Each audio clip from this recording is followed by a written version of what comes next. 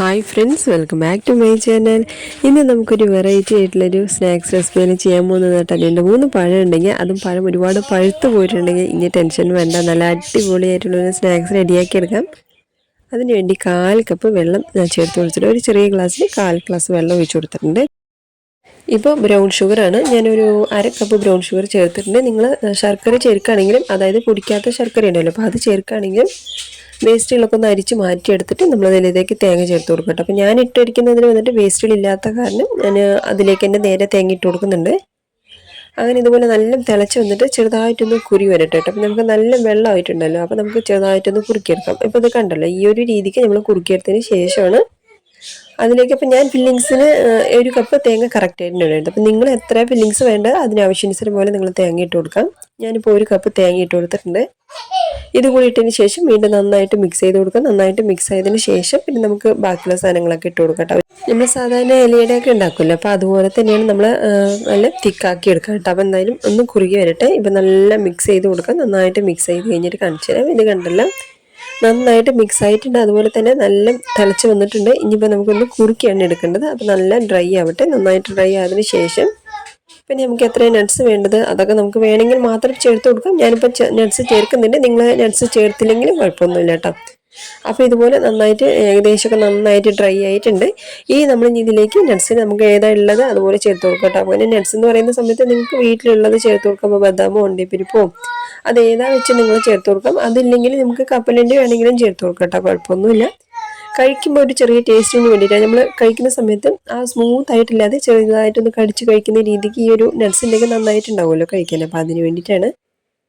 അപ്പോൾ ഞാൻ കുറച്ച് മുന്തിരിയും കൂടി ഇട്ട് കൊടുത്തിട്ടുണ്ട് കേട്ടോ. അതും കൂടി ഇട്ടതിന് ശേഷം പിന്നെ നമ്മൾ ഇതിലേക്ക് ഏലക്കപ്പൊടിയാണ്, ഒരു 1/4 ടീസ്പൂൺ ഏലക്കപ്പൊടിയും കൂടി ചേർത്തിട്ട് വീണ്ടും നന്നായിട്ട് മിക്സ് ചെയ്ത് കൊടുക്കാം.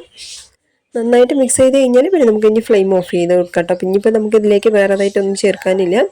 അങ്ങനെ ഇതുപോലെ നന്നായിട്ട് മിക്സ് ചെയ്ത് നമുക്ക് ഇനി ഫ്ലെയിം ഓഫ് ചെയ്തേക്കാം. ഇനിയിപ്പോൾ നമുക്ക് പഴം ഒന്ന് വേവിച്ചെടുക്കാം. ഇത് ഒരുപാടും പഴുത്ത പഴമൊന്നും അല്ല കേട്ടോ, അത് കണ്ടില്ലേ. പക്ഷേ തോല് നല്ല കറുത്തിട്ടുണ്ട്, പക്ഷേ പഴം നല്ല ഫ്രഷ് ആയിട്ട് നിൽക്കുന്നത് കണ്ടില്ലേ. ആ പത്തുന്ന സമയത്ത് ഒരുപാട് കുഴഞ്ഞു പോകാം, നമുക്ക് കാണുന്ന സമയത്ത് തന്നെ മനസ്സിലാവും വ്യത്യാസം. അപ്പോൾ ഇത്രയും മാത്രമേ പഴുത്തുള്ളൂ. നിങ്ങൾ നല്ല പഴുത്ത പഴമാണെങ്കിൽ കുഴപ്പമൊന്നുമില്ല കേട്ടോ, നമുക്ക് പെട്ടെന്ന് വെന്ത് വരും. ഇതിപ്പോൾ തോല് ഒരുപാട് കറുത്ത കാരണം മാത്രമാണ് ഞാൻ ഇതുപോലെ പഴം വേവിച്ചെടുക്കുന്നത്. 3 പഴമാണ് ഞാൻ വേവിച്ചെടുക്കുന്നത്. ഇത് കണ്ടല്ലോ, ഇതുപോലെ നന്നായിട്ടൊന്ന് വേവിച്ചെടുക്കാം. എന്നിട്ട് വേറൊരു പാത്രത്തിലേക്ക് ഇട്ടതിന് ശേഷം ഞാൻ ഇതിലേക്ക് 1 കപ്പ് അരിപ്പൊടിയാണ് കേട്ടോ. അപ്പോൾ ഇത് ഏത് അരിപ്പൊടിയാണെങ്കിലും കുഴപ്പമില്ല. അതും കൂടി ഇട്ടതിന് ശേഷം നമുക്ക് മാവിന് വേണ്ട ആവശ്യം പോലെ നമുക്ക് ഉപ്പ് ചേർത്ത് കൊടുക്കാം. ഉപ്പും കൂടെ ചേർത്തിട്ട് നമ്മളിപ്പോൾ വെള്ളം ഒഴിച്ചിട്ടില്ല കേട്ടോ, അത് നന്നായിട്ടൊന്ന് കുഴച്ച് റെഡിയാക്കി എടുക്കാം. എന്നിട്ട് നമുക്ക് കുറച്ച് വെള്ളം വേണ്ട വരും കേട്ടോ. നമ്മൾ ഒരു ഗ്ലാസ്സിൽ ഒരു 1/4 ഗ്ലാസ് വെള്ളം, ചെറിയ ചൂടുള്ള വെള്ളത്തിൽ കുറച്ച് മഞ്ഞൾപ്പൊടി ഇട്ടിട്ട് മിക്സ് ചെയ്തിട്ട് വെള്ളമാണ് നമ്മൾ കുറച്ച് ചേർക്കുന്നത്. അപ്പോൾ അതെന്തിനാന്ന് പറഞ്ഞാൽ ചെറിയൊരു മഞ്ഞ കളർ കിട്ടാനായിട്ടാണ് നമ്മൾ ആ മഞ്ഞൾപ്പൊടി ചേർത്തിട്ടുള്ള വെള്ളം ചേർക്കുന്നത്. അപ്പോൾ കുറച്ചൊന്ന് വെള്ളം ചൂടാക്കിയിട്ട് കുറച്ച് നമുക്ക് എത്ര മഞ്ഞൾപ്പൊടി വേണ്ടത്, ഞാനിപ്പോൾ ഒരു 1/4 ഗ്ലാസ് വെള്ളത്തിൽ ഒരു 1/2 ടീസ്പൂൺ മഞ്ഞൾപ്പൊടി ഇട്ടിട്ട് ഇതിലേക്ക് ഒഴിച്ചു കൊടുക്കണം. ഇത് കണ്ടല്ലോ, അത് മുഴുവനായിട്ട് നമുക്ക് ആവശ്യമില്ല. ഈ കാണിക്കുന്ന അളവിലേക്ക് മാത്രമേ ഞാൻ വെള്ളം ചേർത്തുള്ളൂ കേട്ടോ. പിന്നെ നമുക്ക് വെള്ളം ചേർക്കേണ്ട ആവശ്യം വന്നിട്ടുണ്ടായിരുന്നില്ല. അത് നിങ്ങൾ എടുക്കുന്നതിന് ആവശ്യത്തിന് പോലെ നിങ്ങൾ വെള്ളം ചേർത്ത് കൊടുക്കട്ടെ. അപ്പോൾ നല്ല തിളയ്ക്കണമെന്നൊന്നുമില്ല, ചെറിയ ചൂടുള്ള വെള്ളത്തിലേക്ക് ഇതുപോലെ ഒന്ന് കുഴച്ച് റെഡിയാക്കി എടുക്കാം. എന്നിട്ട് അതിലേക്ക് 1 ടീസ്പൂൺ നെയ്യാണ്. നെയ്യ് ചേർക്കുന്ന സമയത്ത് നമുക്കിത് ആവിയിൽ വെച്ച് നമ്മൾ വേവിക്കും. ആ വേവിക്കുന്ന സമയത്ത് നല്ലൊരു മണം ഉണ്ടാവും കേട്ടോ. നമ്മൾ ഈ നെയ്യ് ഒഴിച്ചിട്ട് നമ്മൾ ഈ മാവ് കുഴയ്ക്കുമ്പോൾ നല്ല മണം ഉണ്ടാവും. അപ്പോൾ അതിന് വേണ്ടിയിട്ടാണ് നമ്മൾ നെയ്യ് ചേർക്കുന്നത്.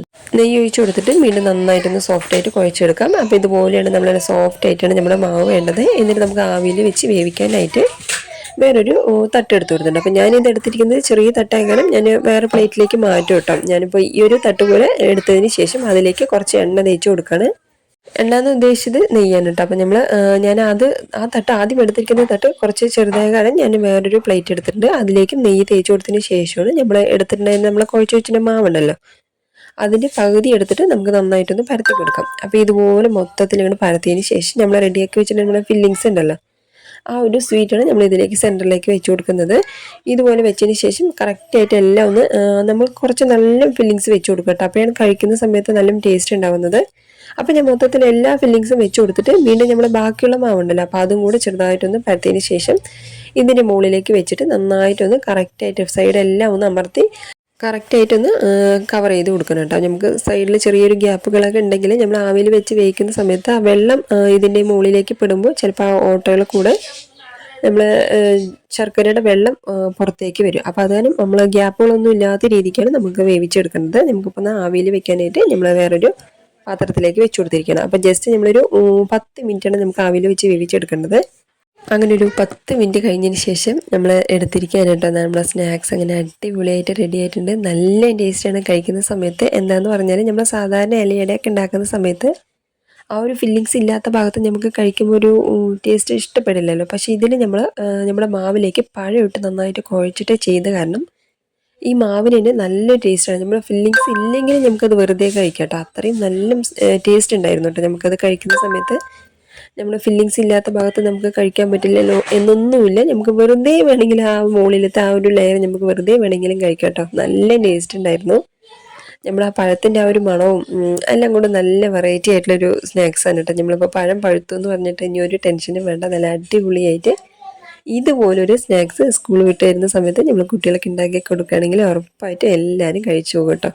ഇതിപ്പോൾ ഇഷ്ടമില്ലാത്തവരാണെങ്കിലും ഇതുപോലെ ഒന്ന് ചെയ്ത് നോക്കുകയാണെങ്കിൽ എത്ര വേണമെങ്കിലും കഴിച്ചു പോകുക. നല്ല ടേസ്റ്റി ആയിട്ടുള്ളൊരു സ്നാക്സ് ആയിരുന്നു. നിങ്ങൾ ഉറപ്പായിട്ടും ട്രൈ ചെയ്ത് നോക്കണം.